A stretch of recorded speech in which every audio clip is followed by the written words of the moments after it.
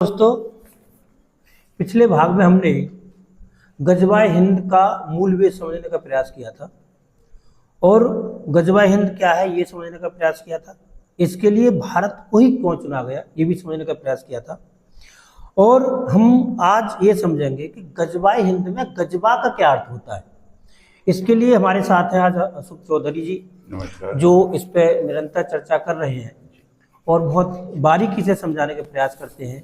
तो मैं आपसे आग्रह करूंगा कि गजवाए हिंद में गजवा का क्या अर्थ होता है। जी देखिए, सबसे पहले मैं कौशल जी का आभार व्यक्त करूंगा कि उन्होंने इतने नाजुक और महत्वपूर्ण विषय को सामान्य जन तक पहुंचाने की संकल्प लिया है। और ये साधारण घटना नहीं है, क्योंकि जिस प्रकार से देश भर में एक नैरेटिव चलाया जाता है कि कोई भी आदमी साधारण रूप से इस्लाम के खिलाफ या इस्लाम की किसी आयत के खिलाफ बोलने के बाद उस एक बाउंडर खड़ा होता है, लेकिन फिर भी इतने नाजुक विषय पर आपने ये निर्णय लिया, मैं इसके लिए आपका आभार व्यक्त करता हूँ। अब तक हमने ये चर्चा की कि भारत की ऐतिहासिक पृष्ठभूमि क्या थी जो दुनिया भर के लोग भारत की तरफ आए। बहुत सारे लोग भारत में बस गए, बहुत सारे लोग भारत को लूट कर चले गए, लेकिन दुनिया के अधिकांश देश जो कहीं ना कहीं गरीब थे, जो अभावग्रस्त थे, वो भारत में आए। तो हमको ये समझना पड़ेगा, जैसे आपने प्रश्न उठाया कि गजवा किससे कहते हैं, और ये बहुत महत्वपूर्ण विषय है, क्योंकि गजवा के साथ हिंद ही लगाया। मैंने पिछले एपिसोड में बताया था, गजवाए अमेरिका या गजवाए यूरोप या गजवाए चीन या गजवाए जापान या और किसी देश के साथ गजवा नहीं हुआ। एक ये विषय, दूसरा गजवा माने क्या होता है। इस्लाम में युद्धों को दो भागों में विभक्त किया गया है, या दो परिभाषाएं हैं युद्धों की जो वो इस्लाम के लिए या मजहब के लिए लड़ते हैं। एक शब्द है गजवा और दूसरा शब्द है सरैया। जो युद्ध मोहम्मद साहब ने स्वयं लड़े उनको गजवा कहते हैं, और मोहम्मद साहब के नाम से लड़े वाले सारे युद्धों को हम गजवा कहते हैं, और लड़ने वाले को गाजी कहते हैं। और दूसरा युद्ध है सरैया, जिससे शरीयत बना है। वो भी लोगों को इस्लाम की ओर ढकेलता है, लेकिन उसको ढकेलने का ढंग दूसरा होता है। ये एक मूल विषय है। दूसरा विषय ये है कि ये अवधारणा इस्लाम में बन क्यों रही है। उसका कारण है कि इस्लाम में ये इस जीवन के लिए इस्लाम नहीं जीता, या जो ईसाई हैं या यहूदी हैं, जो इब्राहिमिक संस्कृति के लोग हैं, वो मृत्यु के बाद स्वर्ग की कल्पना करते हैं। इस जीवन को वो जी रहे हैं, उसको वो बेहतरीन मानते हैं।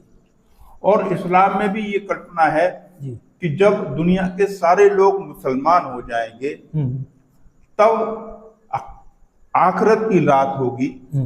आखिरत माने वो रात जब कोई भी गैर मुस्लिम दुनिया में नहीं बचेगा, तो अल्लाह रसूल के साथ, उनके रसूल के साथ पृथ्वी पर आएगा और हर व्यक्ति को उसकी कब्र से निकाला जाएगा और उसको उसके कर्मों के हिसाब से जन्नत या जन्नों में भेजा जाएगा। ऐसा परिभाषा उनका मत है, कुरान में लिखा है। मैं आपको बताता हूं कि कुरान की सूरा 40 अल मोमिन आयत 39 में लिखा है, यह सांसारिक जीवन तो केवल खेल तमाशा है, और आखिरत का घर ही वास्तव में सदा रहने वाला है।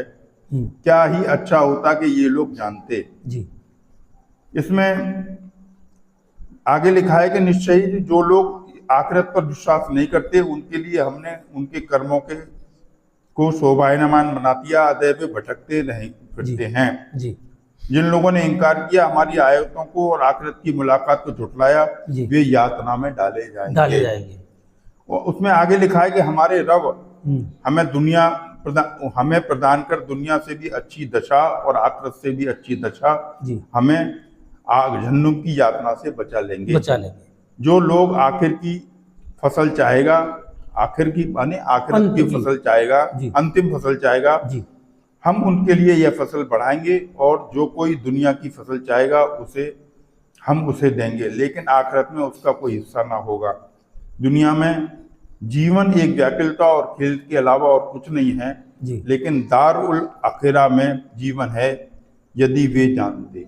ये कुरान में लिखा हुआ है। तो आखिरत, तो हम पूरी दुनिया में जितनी भी हिंसा है, भारत में नहीं पूरी दुनिया में जितनी हिंसा है, वो केवल इसलिए हो रही है क्योंकि इस्लाम के लोग, मुसलमान दुनिया में दारुल इस्लाम लाना चाहते हैं। यानी पूरी दुनिया को इस्लाम में कन्वर्ट करना चाहते हैं, दारुल हरब को समाप्त करना चाहते हैं, इसलिए ये सब हो रहा है।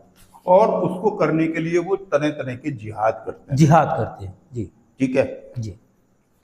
तो जिहाद में उन्होंने जो शुरू से, केवल ऐसा नहीं है कि वो भारत में ही ऐसा हुआ जी। जब मोहम्मद साहब जिंदा थे तब उनके बेटी के साथ, उनके दामाद के साथ, जिहाद पर भी चर्चा करेंगे जी। तो गजवाए हिंद कहने का अर्थ है कि जिस युद्ध में मोहम्मद साहब गए थे वो गजवा था, और जिसमें नहीं गए थे वो सरिया था। इसमें आगे हम चर्चा करेंगे कि जिहाद क्या है, इसकी मूल अवधारणा क्या है। क्योंकि जिहाद जो हमने सुना है और इस्लामिक जो लोग कहते हैं कि जिहाद में ऐसा कुछ नहीं होता, लेकिन गैर मुस्लिम लोग जिहाद को अलग अवधारणा से नापते हैं। तो मैं आपसे ये भी जानना चाहूँगा कि जिहाद होता क्या है। देखिए, बात निकलकर वहीं आती है जी।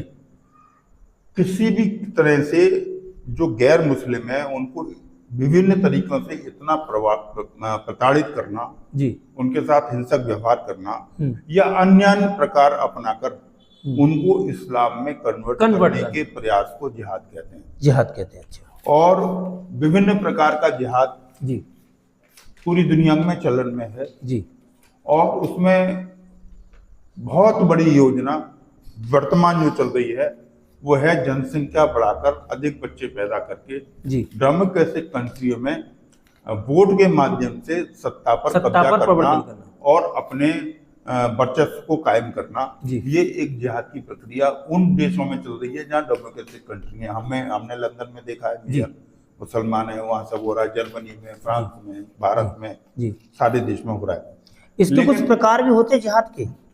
जिहाद अनेक, हाँ, ये एक महत्वपूर्ण प्रश्न है जी।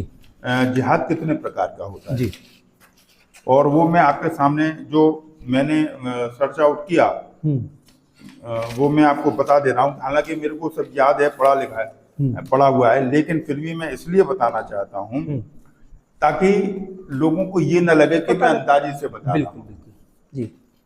जो कुरान में लिखा हुआ है उसमें जो जिहाद के तरीके लिखे हैं, एक लिखा है जिहाद अद-नफ्स जी, इसको सबसे बड़ा महत्वपूर्ण जिहाद माना गया है जी। और वो मनाया गया है, वो उसमें लिखा है कि हमको इस्लाम के प्रति लोगों को आकर्षित करके उनको मुसलमान बनाना है जी, ठीक है। दूसरा है जुबान और कलम से जिहाद करना, जुबान और कलम से, यानी हम इस्लाम के विषय में लिखें, इस्लाम के संबंध में बोले। जैसे नमाज भी होती है तो वो ये कहती है कि भाई एक ही अल्लाह है और उसी को हमें इबादत करनी चाहिए जी। ये सब उसी का हिस्सा है, एक अंश है, ठीक है। तीसरा है हाथ से जिहाद करना, और इसका अर्थ है हिंसा को अपनाकर तलवार को, बंदूक से या अन्य माध्यम से जिहाद करना जी। और जो इस्लाम के खिलाफ काम हो रहे हैं उनको रोकने की कोशिश करना, वो सब जिहाद की श्रेणी में आते हैं। तीसरा जो चौथा जिहाद है वो है कताल, यानी सशस्त्र संघर्ष करना, जिसके विषय में हम चर्चा कर रहे हैं, शस्त्र के माध्यम से गजवा करना। कुरान में आत्मरक्षा के लिए युद्ध करने की अनुमति दी गई है जी। लेकिन यह जिहाद केवल एक सीमित और चरम हिस्सा है। इससे भी सख्त नियम है कि युद्ध केवल हमरा वालों के खिलाफ, यानी जो इस्लाम को नहीं मानते उनके खिलाफ किया जाता जी। ये मैंने आपको बताया कि जिहाद कुरान में कितने तरीके का वर्णित है, किया जाता है। अब जिहाद होता कितने तरीके से है जी। जब मोहम्मद साहब आए इस्लाम पैदा भी नहीं हुआ। जी मोहम्मद साहब के समय ही जी मोहम्मद साहब का परिवार हिंसा का शिकार हुआ। जी उनकी बेटी फातिमा, उनका देवता, उनका दामाद, उन सबको मारा गया। अली को, हसन हुसैन को, जी सबको मारा गया। फातिमा को जलाकर मारा गया। जी। और इस्लाम के जितने भी खलीफा हुए, अधिकांश खलीफाओं का मर्डर हुआ। ये भी अच्छा। हमें समझना चाहिए। अच्छा। हाँ, और हिंसा हमेशा ही इस्लाम की बुनियाद रही है। ठीक है। ठीक है। और भारत में भी या विश्व के अन्य क्षेत्रों में भी इस जिहाद को जिस तरह स्प्रेड आउट किया गया, फैलाया गया, उसके वो कई तरीके हैं। जैसे कि दूसरों का, जो इस्लाम को ना मानने वाले हैं, उनका कत्ल किया गया जी। और इतनी विवशता थी कि जब तैमूर लंग भारत में आया तो वो हर 2 कोस पर नरमुंडों के पिरामिड बना करता हुआ चलता था जी। और उसने दिल्ली में एक दिन में 2 लाख से अधिक हिंदुओं का कत्ल किया। आप कल्पना अच्छा। कर सकते हैं आज के समय में बिल्कुल 2 लाख हिंदुओं को एक दिन में मार डालना। बिल्कुल बिल्कुल। और केवल उसने ही नहीं किया, मोहम्मद बिन कासिम जो 712 में आया जी। उसके बाद मोहम्मद गजनबी आया जी। तो मोहम्मद गजनबी ने थानेसर में एक दिन में 50,000 हिंदुओं का कत्ल किया। और उनके वजीर ने अपनी किताब में लिखा, ये मैं बनाई हुई बात नहीं कर रहा हूँ, उनके ही वजीर ने लिखा कि हम बड़े असमंजस में थे, भौचक थे कि किसी ने हमारा प्रतिरोध नहीं किया और हम हिंदुओं का कत्ल करते गए। यानी ऐसी 50 घटना। दूसरे मोहम्मद कासिम हिंदू हैं, एक इतिहासकार है फारसी के, जो 1565 ईस्वी पैदा हुए। उन्होंने अपने किताब में लिखा कि 712 ईस्वी से लेकर 1520 ईस्वी तक, जब तक बाबर भारत में आया, लगभग 40 करोड़ से ज्यादा हिंदुओं का कत्ल भारत में हुआ जी। और भारत की आबादी जो 712 ईस्वी में 60 करोड़ थी, वो 1500 ईस्वी में केवल 20 करोड़ रह गई। ये उसने लिखा है। क्या जैसे जिहाद के नाम पे बहुत सारी चीजें हो रही हैं और हम सब देख रहे हैं सोशल मीडिया पर कहीं ना कहीं, जैसे कि गैर यानी हिंदुओं की बच्चियों को एक अपनी ओर आकर्षित करके उनसे निकाह करना, फिर उनके साथ दुराचार करना। दूसरा, मुस्लिम समुदाय के लोग हिंदुओं के वेश को धारण करके लोगों में पहुंचना और लोगों से भिक्षा मांगना, फिर अपना दुराचार करना। सड़कों के सहारे किनारे किनारे मजार बना देना। जहाँ तक मेरा अनुमान है कि जितनी भी रेलवे पटरियाँ हैं उनके आसपास बहुत सारी मजारें बनी हुई हैं। ये भी एक लैंड जिहाद का मूल कारण है। जी हाँ, आपने बहुत अच्छे विषय उठाए हैं जी। मैं क्रमशः उन सारी जिहादों की चर्चा आपसे करूंगा जी। एक तो जबरदस्ती धर्म परिवर्तन करना, ये जिहाद का एक हिस्सा रहा है जी। शुरू से रहा है, जब से इस्लाम रहा। क्योंकि अरब में, मक्का मदीना में भी जब मोहम्मद साहब थे तब भी और मोहम्मद साहब के बाद भी लोगों को जबरन मुसलमान बनाया गया जी। उसके बाद आतंक, लूट और बलात्कार, ये जिहाद का हिस्सा रहे। हिंदू धार्मिक स्थलों को तोड़ना लगभग 43,000 हिंदू मंदिरों को मुस्लिम इन्वेंशन के दौरान भारतवर्ष में तोड़ा गया जी। सीताराम गोयल जी ने एक किताब लिखी है जिसके आधार पर अभी भोजशाला का फैसला हुआ है जी। उसमें उन्होंने 2000 उन मंदिरों का उल्लेख किया है जिसमें स्पष्ट प्रमाण है कि वो पहले मंदिर थे।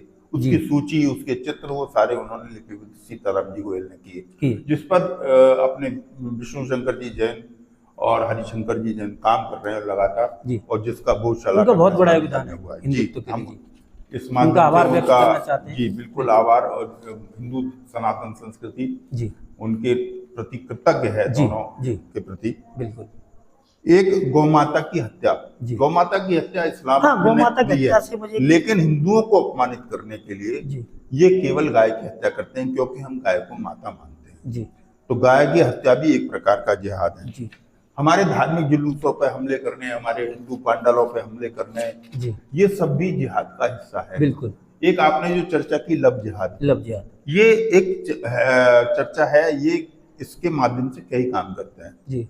एक तो हमारी बेटियों का अपहरण, जो वो शुरू से ही हो रहा है, आज नहीं, ऐसा नहीं है, आज चर्चा ज्यादा हो रही है जी। शुरू से ही हिंदू बहु बेटियों का अपहरण हो रहा है। मैं उसके विषय में जो कुरान में आयत है वो भी अभी आपको बताऊंगा जी।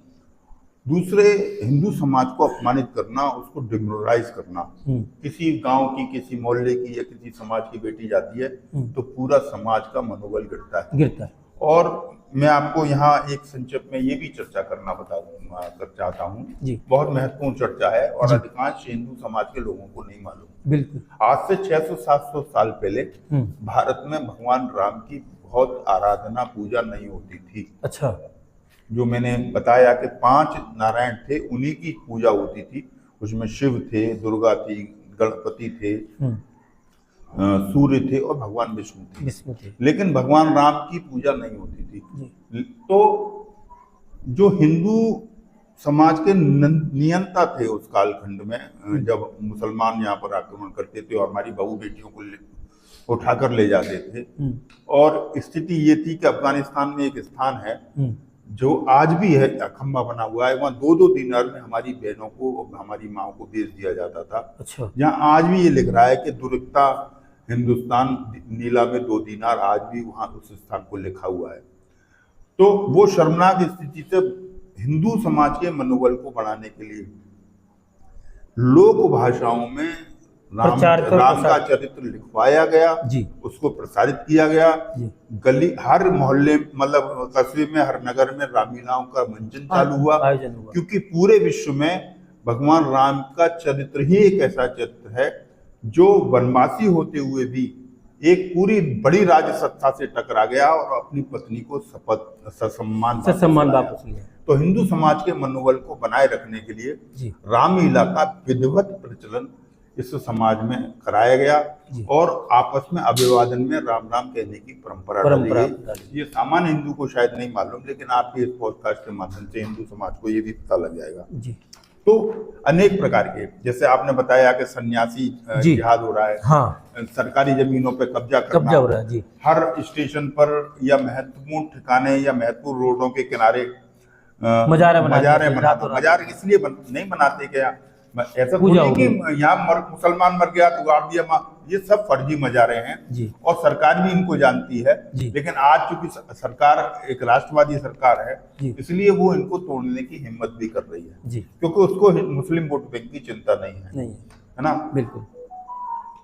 ये केवल इसलिए है ताकि समय आए जब गजवाए हिंद हो तो हम उन रास्तों को, उन स्टेशनों को ब्लॉक कर सकें, उनमें बाधा पैदा कर सकें। इसलिए केवल ये पूरे देश में नेटवर्क बनाकर रखा गया है। इसी प्रकार से अनेक प्रकार के जिहाद, और इनका मकसद एक ही है कि हिंदुओं को इतना प्रताड़ित करो कि वो विवश होकर मुसलमान बन जाए। नहीं, ये तो प्रैक्टिकली है कि जहाँ 4 मुस्लिम परिवार होते हैं और वहाँ एक हिंदू परिवार होता है तो उसको विवश होकर वहाँ से जाना ही पड़ता है। पर क्षेत्र के हिसाब से जब देखें तो जहाँ तक मेरा अपना अनुमान है कि इन्होंने क्या किया है कि शहर के बाहरी क्षेत्रों में अपने कब्जे कर रखे हुए हैं कि कहीं से कोई ऐसी स्थिति बनती है तो हम सबसे पहले उसको बंद कर देंगे। तो ये एक बहुत बड़ी चिंता का विषय है। लोग कहते भी हैं, सुनते भी हैं, समझने का प्रयास नहीं करते। बहुत जो समझदार लोग हैं वो समझने का प्रयास नहीं करते और निरंतर, जैसे आप जैसे लोग बहुत निरंतर चर्चा इस बात की कर रहे हैं कि लोगों में जागरूकता है और अपने आप को समझने का प्रयास करें कि हम हैं कौन, हमारा हिंदुत्व क्या है। हम इन सब चीज़ों को समझें कि हमारे साथ पहले गजवाए हिंद हुआ, फिर कहीं दोबारा स्थिति ऐसी उत्पन्न ना हो। नहीं, गजवाए हिंद हमारे साथ लगातार हो रहा है। अच्छा। हम आगे उसकी चर्चा करेंगे जी। मैं आपको एक तथ्य बता रहा हूँ कि 2009 में वक्फ समिति के पास 4 लाख एकड़ जमीन थी और 2020 में वो बढ़कर 8 लाख एकड़ हो गई। आखिर और ये मूवी कहाँ से आ गई? तो ये सब चीजें हमको सरकार ने भी नोटिस की और वक्फ संशोधन अधिनियम लाया गया जी। और आज ही मेरे ख्याल से 30-31 हजार ऐसी प्रॉपर्टियां हैं जो योगी सरकार ने अपने कब्जे में की। हाँ जी। मैं आपको एक बहुत महत्वपूर्ण कुरान की एक आयत है जी, वो पढ़ के सुनाना चाहता हूँ, जिसमें स्पष्ट लिखा है। आप उस दिन ये प्रश्न कर रहे थे कि कुरान में कहीं हिंसा का जिक्र नहीं है। क्योंकि वो मौलवी कहते हैं इस बात जी, और उसमें हिंसा का बिल्कुल स्पष्ट जिक्र है।